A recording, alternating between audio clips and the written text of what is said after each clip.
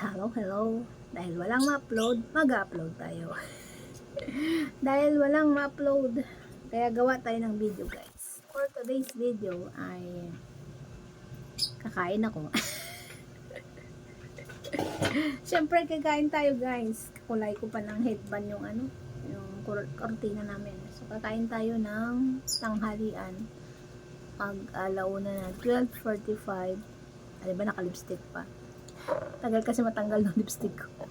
12:45 na ang araw ng Lunes. Monday na lunchtime. So, may tinola akong tira, guys. Kasi medyo hindi ko na type ang niya. Prinito ko na lang, guys. Prinito ko na lang. So, kain tayo. Ibang liwanag. Ayan.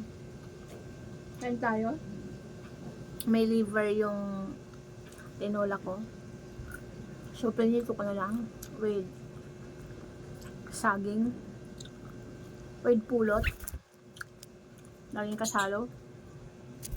So, wala na kasi akong ma-upload, guys. Kaya, ito. Magmukbang na naman tayo ng fried chicken na galing sa tinola. May kimchi ako dito. Sarap, bagong kanin. Bagong saing. Pasaway ng ibon to. Lumansik sa mata ko yung Yes ka dyan, ma-update.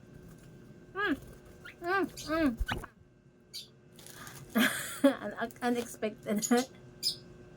Pasaway talaga tong ibon ko. Unexpected yun alis ka dyan. Nangaagaw. Pasaway tong ibon. So, meron po ako dito anong tawag dito? Ano ba tawag dito? Seaweed. Parang natakam tayo sa seaweed. So, ay, ano ba yan? May humihingi. Nahingi talaga si Pulot, nalaglag. Magkimchi-kimchihan tayo. Ilagay natin. Palaman natin ng kanin. Tapos, kimchi. Ayan.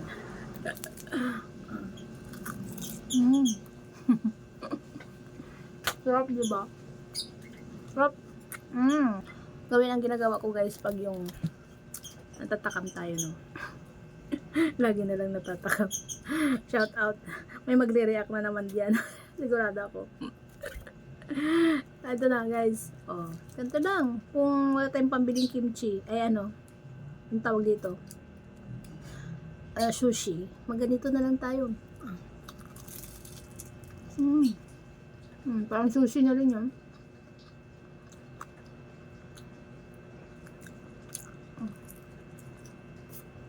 Sarap, diba?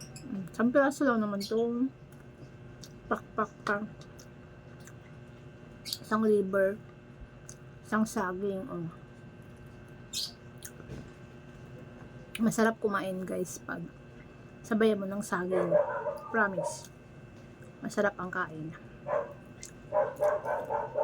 Kaya inuulam talaga namin ang saging. Ito yan, Dis ka dyan. Lagyan natin liver. Tapos, lagyan natin kanin. May may kimchi. Then, ikot natin. Saway kasi yung ibon, di ako makakain ng mayo. Ayan, look at this. Tapos, subo natin.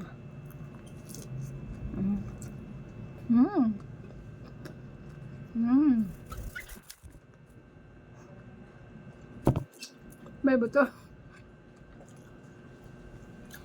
Yummy. Hindi ako nakapagtimpla ng kape. Na-acid na ako. So, na lang. Tubig. So, 10 piraso lang naman to, guys. Ubusin ko na. Natatlo na ako, no?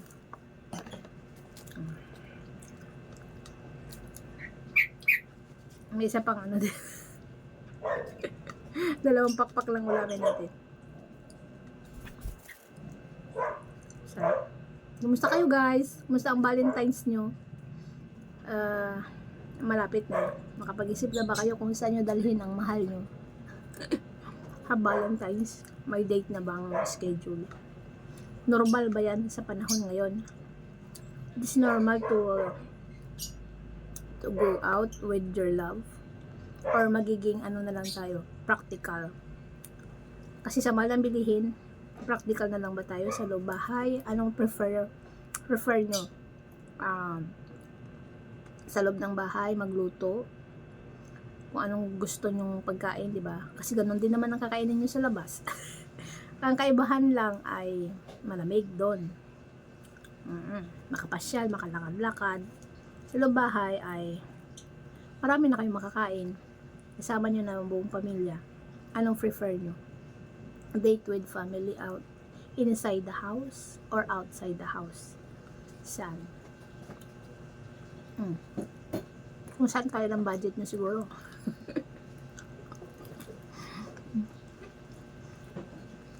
Pero kung sa katulad natin na nagtitipid, pwede na sa bahay na magpansit ka, mag-fried chicken ka, mag-ihaw ka ng isda. Oh, at least makatipid tayo. Pamasahe na lang. Sabi nga nila, lilipas din yan. Pwede naman araw-araw Valentine's. Diba? Saka, ang mahal na bilihin pag ganyang araw. Like rose, chocolates. Mahal. Kaya, huwag mo pansin kilikili ko. Kaya ano, doon ba tayo sa makatipid o sa mapamahal? Sabi nga naman nila, minsan-minsan lang naman dumaan yung ganong bagay na occasion. Once in a year. Kaya, yung iba, ginagawang special. Nasa inyo naman na yan kung anong kaya ng budget. Huwag lang ipangutang, no? Yun ang masama, yung ipangutang, yung i-date. Pwede namang maging practical na lang. Kaysa mangutang tayo, para masabi lang na naging special lang asang araw na to. Naging special ang date nyo. Huwag na lang. Bilang babae, para sa akin, understood na yan. Lalo na sa ganitong edad. Siguro mga pautitams, mga teenagers, pero pag nagkasawa na kayo guys, mas prefer nyo ang makatipid at maging practical na lang.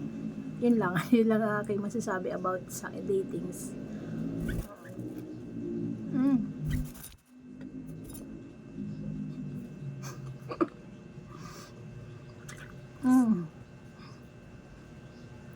Pwede man ang araw-araw Valentine's Day. Kasama mo naman, katabi mo naman araw-araw yan. Kung asawa mo. Kung jowa naman o girlfriend. Magsawa din kayo dyan guys. Halos araw-araw na kayo magkasama. Mga pagdating araw, magkasawa na rin kayo. Yun lang.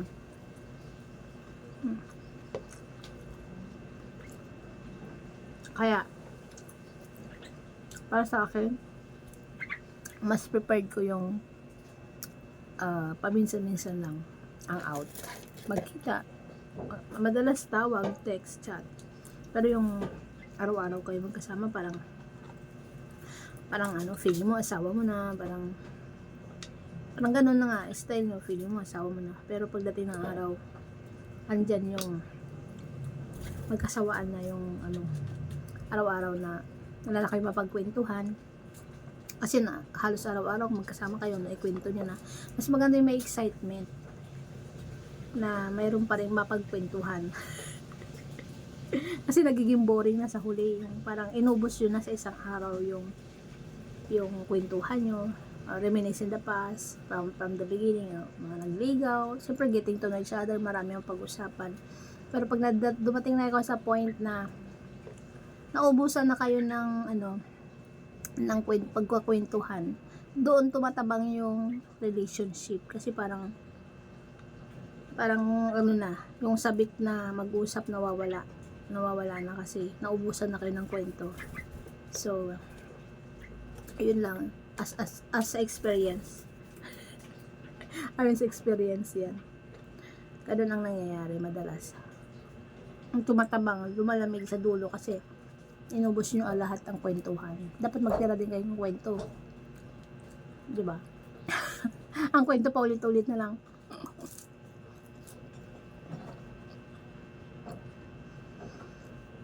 Di ba, nabusog na ako sa kakakwento.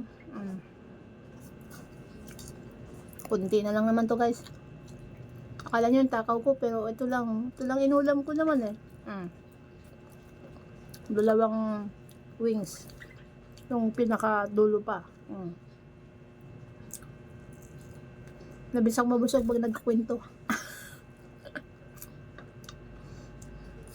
Kaya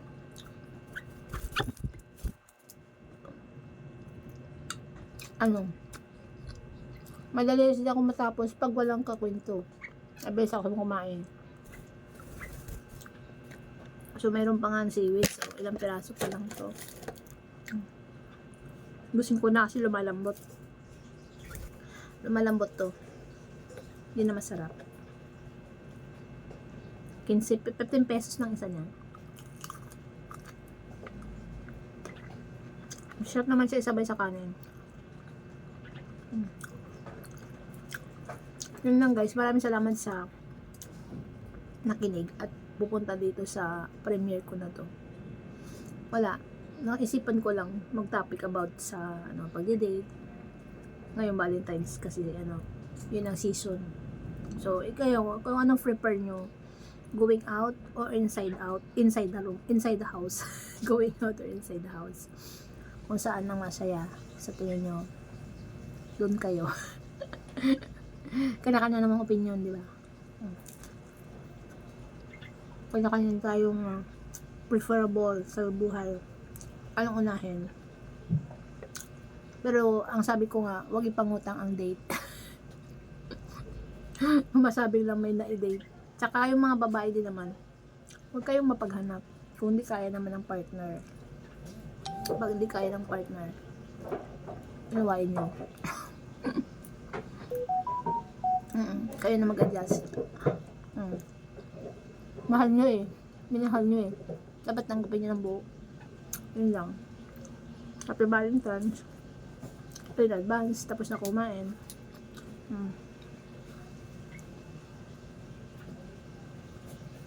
Thanks for watching. Bye-bye. Shout out to lahat ang manood nito. At maraming salamat. Bye! Sarah nyo. Discarding nanay, 19.